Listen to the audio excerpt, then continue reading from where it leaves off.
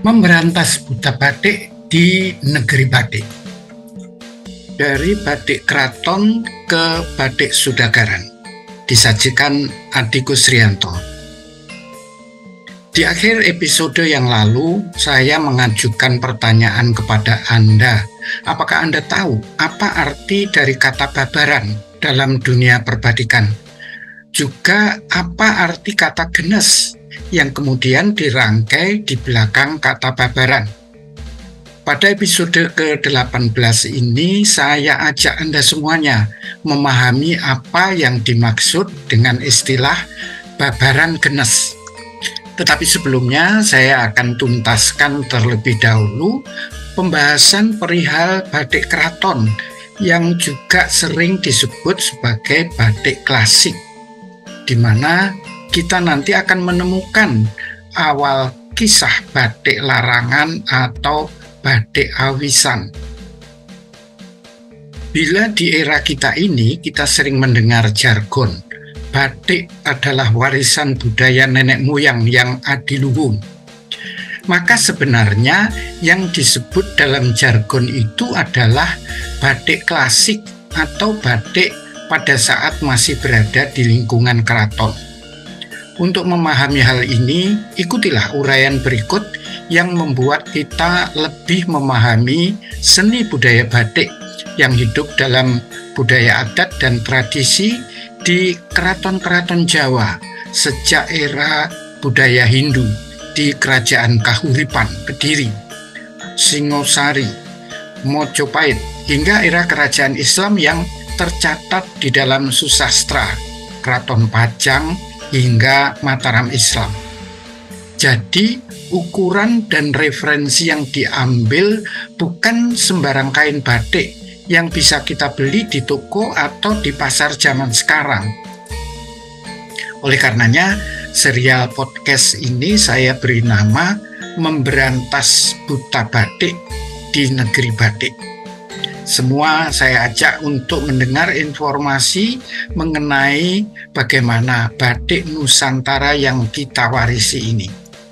Batik sebagai bagian lingkup religi dan adati, bermula dari tradisi keraton. Watak yang paling menonjol dari bangsa Indonesia ialah kemampuan mengungkapkan ekspresi artistik. Sejak masa prasejarah, nenek moyang kita telah terampil melukis di dinding-dinding gua. Kebutuhan terhadap ungkapan artistik tersebut kemudian disalurkan pada penganekaragaman hias yang dijumpai di berbagai barang keperluan hidup, termasuk di dalamnya produk-produk tekstil. Dorongan akan kebutuhan artistik pada tekstil membuka berbagai kemungkinan teknik. Baru pada abad ke-18, pendidikan seni batik klasik di dalam keraton di era Keraton Mataram Islam mulai dipadukan dengan seni tari, seni paes, hingga seni sungging pewayangan. Batik sendiri merupakan kesatuan yang utuh dari pendidikan tentang etika dan estetika bagi wanita secara terpadu. Ide yang diperoleh dari pengendapan diri. Batik sebagai karya seni yang dihasilkan para pembatik merupakan pengejawantahan dari kondisi yang mengelilinginya. Apa yang diungkapkan merupakan curahan perasaan dan pemikiran terhadap kekuatan-kekuatan di luar dirinya. Para pembatik menghasilkan rancangan melalui proses pengendapan diri, meditasi untuk memperoleh bisikan-bisikan hati nurani, kemudian diibaratkan memperoleh wahyu, atau secara sederhana bisa diungkapkan atau ditafsirkan seniman tadi memperoleh ide. Dalam mencipta batik, seorang perancang dapat menelusuri serat-serat kehidupan, merangkainya dalam kerangka anyaman kehidupan yang selaras dengan kenyataan hidup si penciptanya. Hal ini yang kemudian mampu memberikan nuansa magis pada batik klasik, di mana sebuah karya batik dipenuhi dengan ornamen-ornamen simbolis yang mewakili doa dan pengharapan yang ditujukan kepada siapa yang kelak akan memakai batik ciptaannya ini. Ketika para pembatik di Keraton Surakarta menghasilkan karya-karya mereka, maka motif-motif batik itu diangkat menjadi hak milik keraton.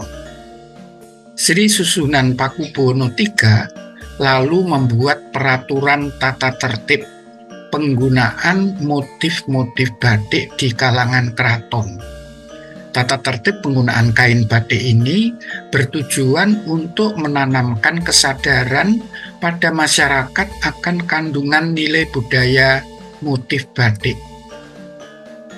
Sebetulnya munculnya istilah batik larangan atau awisan itu sudah diterapkan sejak lama, ketika para pembatik-pembatik keraton itu mulai menghasilkan karya-karya dan kemudian digunakan sebagai busana dari anggota keraton. Saat itulah karya-karya tersebut dianggap milik keraton. Dan tata tertib yang dikeluarkan itu tertuang dalam Kagungan Dalem Angger Awisan Keraton Surakarta yang kemudian populer dengan sebutan Maklumat Solo. Peranatan pertama adalah yang berlaku khusus di dalam keraton, yaitu pembagian corak-corak tertentu yang digunakan mulai raja, permaisuri, putri-putri raja, hingga keluarga serta pejabat dan abdi dalam. Hal ini tertuang pada serat katerangan bab kampuhan yang ada pada Sono Pustaka Kasunanan Surakarta. Ini adalah motif udan liris, motif yang digunakan untuk jabatan patih serta menantu dalem. Motif semen latar petak untuk Bupati Anom Jawi atau luar dan lebet dalam, dan juga untuk gendek. Motif padas gempal untuk Panewu, juga Surodadu Sorogen. Motif tambal Kanoman untuk Bupati Anom atau mereka yang bertugas di bagian kesekretariatan, istilah zaman sekarang. Motif modangan untuk Panewu Sangkraknyana. Motif slobok untuk Panewu Mantri hingga Niyogo atau penabuh gamelan. Motif krambil secuil untuk Panewu Mantri hingga golongan kepatihan. Memahami istilah babaran genas di dalam bisnis pembatikan di wilayah Surakarta. Proses membatik secara garis besar dapat dikelompokkan menjadi dua bagian. Yang pertama adalah pekerjaan mencipta atau menggambar motif hingga pekerjaan mencanting yang meliputi membuat kelowongan, nerusi atau membatik di sisi sebaliknya, nembok, dan ngerik.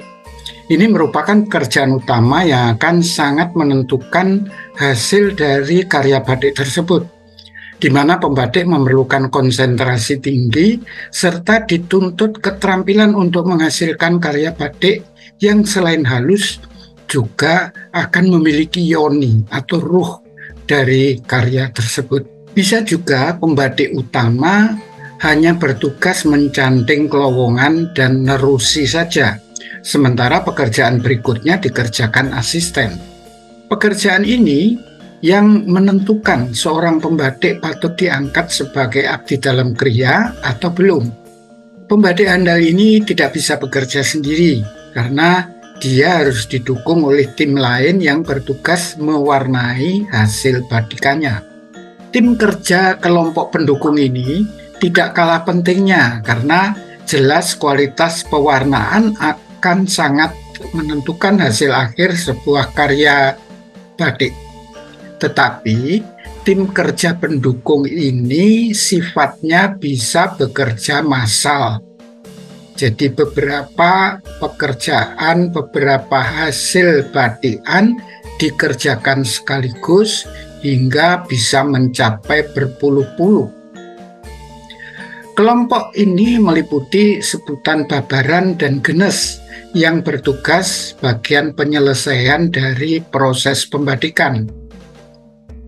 Babaran diartikan sebagai tahap penyelesaian, meliputi pewarnaan tahap 1, tahap 2, dan tahap 3, tergantung berapa jumlah warna yang dibubuhkan pada kain.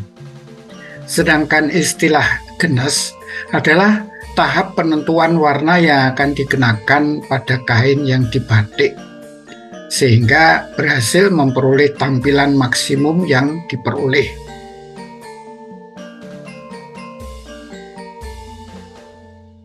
Lalu apa yang terjadi ketika babaran genes Wicitran yang kita ikuti ceritanya pada episode yang lalu?